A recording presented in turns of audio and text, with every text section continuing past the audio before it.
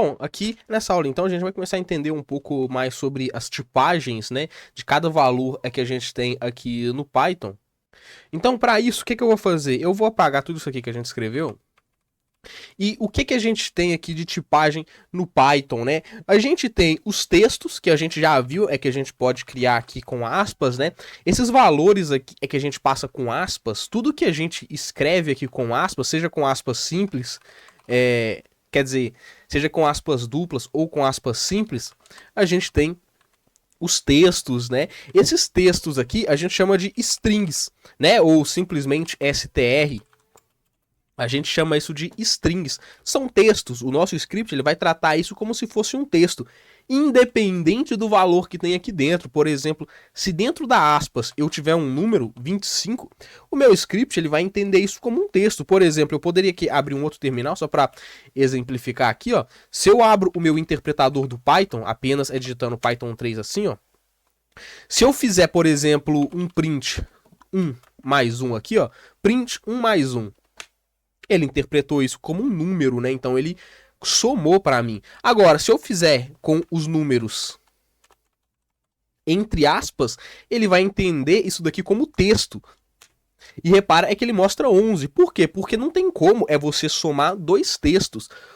Para o código Python, você tentar somar isso daqui, ele não vai conseguir, porque para o código é igual você tentar somar texto mais texto. Não existe isso, ele vai simplesmente unir, ele vai concatenar o texto e vai tornar isso aqui, bom, um texto novamente, isso aqui, ele está retornando um texto 11, né? Da mesma forma, quando a gente uniu aqui, ó, o nome Messias, ele só uniu em um único texto, né?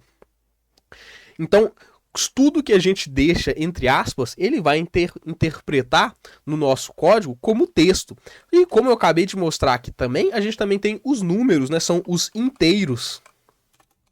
Os inteiros, ou int, aqui no nosso código Python, são todos os números, vamos dizer assim, que não são quebrados. O que é um número quebrado? Um número quebrado seria 2,5, 1,5, 2,56. Tudo que tem vírgula é um número quebrado. Então, quando a gente fala em um número inteiro, é um número que é um número que não está quebrado. Por exemplo, 2, 20, 234. Então, todo número que não está quebrado, que não tem vírgula 2,3, é um inteiro, né? Então o nosso script ele vai entender isso como um número.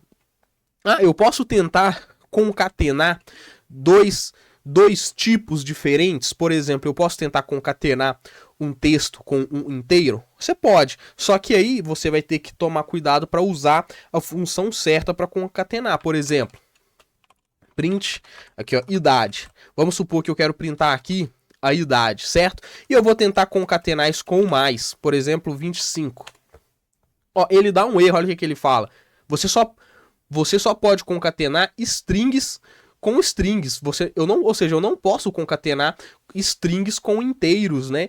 Não utilizando o mais. Por quê? Porque o mais, ele também é uma função de soma, né? Então, quando eu tento juntar um inteiro com uma string, se eu usar o mais, o Python ele fica confuso. Porque você viu que quando eu tento somar um número aqui, ó, ele soma um número. Só que além de somar, esse mais ele pode ser usado para concatenar. O Python automaticamente ele entende. São duas strings, então é para concatenar. São dois inteiros, então é para somar. Agora, quando eu passo uma string e um inteiro, ele fica confuso. O que eu tenho que fazer? Somar ou concatenar? Aí ele me dá esse erro. Eu posso tentar concatenar um número com a vírgula. Ó, aqui agora ele concatenou para mim. Repara que ele adicionou o espaço, né? Porque eu deixei o espaço aqui também. Ó, a vírgula eu posso concatenar um inteiro com uma string, né? E claro, tem aquela forma mais sofisticada também que eu já mostrei. Por exemplo, eu poderia usar o F aqui, né? Então, por exemplo, eu passo o F para especificar um F string. E aqui eu passo o valor 25. Esse valor 25, apesar de estar entre aspas, ele está sendo interpretado como um inteiro.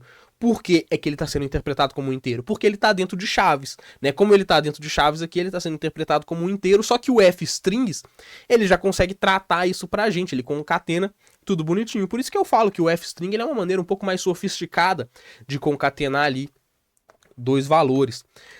Além dos inteiros, a gente tem os números quebrados, né? Igual eu mostrei, por exemplo, 20.45, vírgula, né? É porque em Python a gente não trabalha com a vírgula para quebrar números, por exemplo, vírgula, por exemplo, 20,5, 56,50. A vírgula a gente interpreta como ponto. Então, números quebrados é o ponto. Então, 20,5, 56,50. Isso aqui é o que a gente chama de float, né? Ou números flutuantes, na verdade. Flutuantes. Ou float, né? Isso aqui são os números de fatos quebrados. E a mesma regra de concatenar se aplica com vários tipos, né? Se eu tentar concatenar aqui um texto com um número flutuante, 2,5, ele dá o mesmo erro, aquela mesma mensagem. Se eu quiser concatenar aqui, eu teria que usar ou o f-string, né? Opa, eu coloquei ponto .t é foda, né? Ponto 4. Ou o f-string, ou então a vírgula, né? Como a gente já viu ali, ó. Passo daqui, posso passar a vírgula aqui, paga esse fzinho. Meu microfone caiu, peraí. E da mesma forma, eu também consigo somar os números floats, né? Porque são números, eu consigo somar eles. Por exemplo, 25,5 mais 25,5, ele mostra aqui pra mim 51,0, né? Ele me mostrou esse ponto zero porque como eu tô somando números quebrados, o Python ele interpreta que eu quero números um pouco mais precisos.